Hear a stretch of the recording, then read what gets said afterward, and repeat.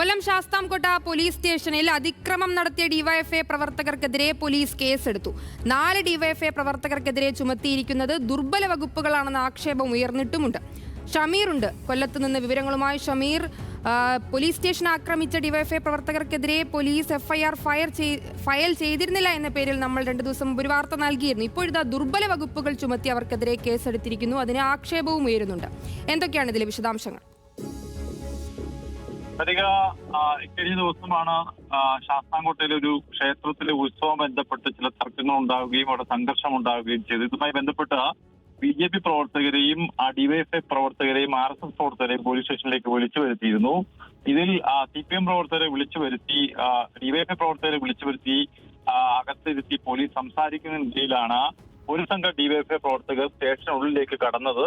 എന്നാൽ അനുവാദം വാങ്ങാതെ അകത്തേക്ക് കടന്നവർ പുറത്തിറങ്ങണമെന്ന് സ്റ്റേഷൻ SHO തന്നെ ആവശ്യപ്പെടുകയും ചെയ്തു. പക്ഷേ പുറത്തേക്ക് പോകാൻ ഇവർ തയ്യാറാകാതിരുന്നതോടുകൂടി പോലീസുമായി സംഘർഷത്തിൽ ഏർപ്പെടുകയും കയ്യാങ്കളി വരെ ഉണ്ടാകുന്ന സാഹചര്യം ഉണ്ടായി. അങ്ങനെ പിന്നീട് ഈ പ്രവർത്തകരെ പുറത്തേക്ക് വിടുകയും ചെയ്തു. പക്ഷേ പോലീസ് ഇവർക്കെതിരെ കേസെടുക്കുകയോ മറ്റോ ചെയ്തിട്ടില്ല. സാധാരണയായി പോലീസ് സ്റ്റേഷനുള്ളിൽ ഒരു സാധാരണക്കാരൻ വന്ന് പ്രശ്നമുണ്ടാക്കിയാൽ അല്ലെങ്കിൽ എന്തെങ്കിലും സംഘർഷമുണ്ടായാൽ ആ നിമിഷം കേസെടുക്കുന്ന പോലീസ് ഈ സംഭവത്തിൽ കേസെടുക്കാതെ ഇവരെ പുറത്തുവിടുകയും ചെയ്തു. ഈ ദൃശ്യങ്ങൾ സമൂഹ മാധ്യമങ്ങളിലടക്കം വലുതായി പ്രചരിച്ചതോടുകൂടിയാണ് നമ്മൾ പിന്നീട് ഈ മാധ്യമങ്ങളും ഈ വാർത്ത നൽകിയത്. തുടർന്നാണ് പോലീസ് ഇപ്പോൾ 4 പേർക്കെതിരെ കേസെടുത്തിരിക്കുന്നത്. പിന്നെ കണ്ടാൽ അറിയാവുന്ന 5 പേർക്കെതിരെ കൂടി കേസ് ചുമത്തിയിട്ടുണ്ട്.